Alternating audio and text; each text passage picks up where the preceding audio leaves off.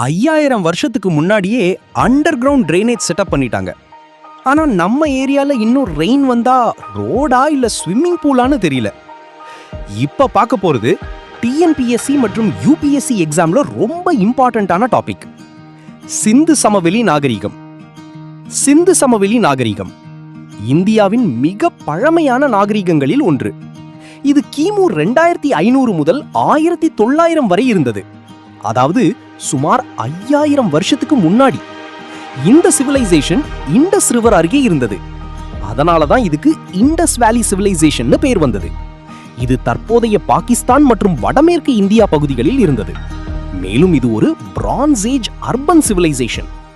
இந்த சிவிலைசேஷன் 5000 வருஷமா hidden treasure மாதிரி இருந்துச்சு.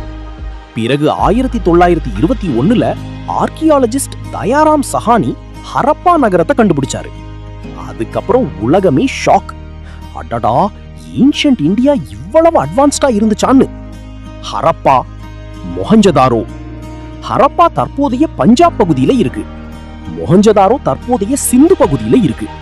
இதுல மொஹஞ்சதாரோ மீனிங் என்ன தெரியுமா? Dead people city. பேரே கொஞ்சம் ஹாரர் மூவி டைட்டில் மாதிரி இருக்குல்ல. இந்த மக்கள் டவுன் பிளானிங்ல செம்ம அட்வான்ஸ்ட். ரோடெல்லாம் ஸ்ட்ரைட்டா செட்டப் பண்ணிருக்காங்க. வீடுகள் ப்ராப்பர் ரோஸ்ல கட்டப்பட்டிருந்தது. ஒவ்வொரு வீட்டுக்கும் வென்டிலேஷன் வசதி கூட இருந்துச்சு. அந்த காலத்திலேயே ஆர்கனைஸ்டு சிட்டி பிளானிங். 5000 வருஷத்துக்கு முன்னாடியே smart city concept, drainage system. இந்த சிவிலைசேஷன்ல மோஸ்ட் ஃபேமஸ் ஃபீச்சர்னா drainage system. Underground drainage use பண்ணிருக்காங்க.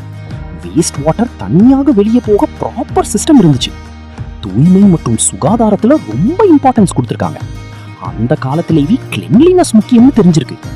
நம்ம ஹாஸ்டல் பாத்ரூம் பார்த்தா இண்டஸ் பீப்புள் ஷாக் ஆயிருப்பாங்க. மொஹஞ்சதாரோல ஃபேமஸான பிளேஸ் கிரேட் பாத். இது ஒரு பெரிய வாட்டர் டேங்க் மாதிரி இருக்கும்.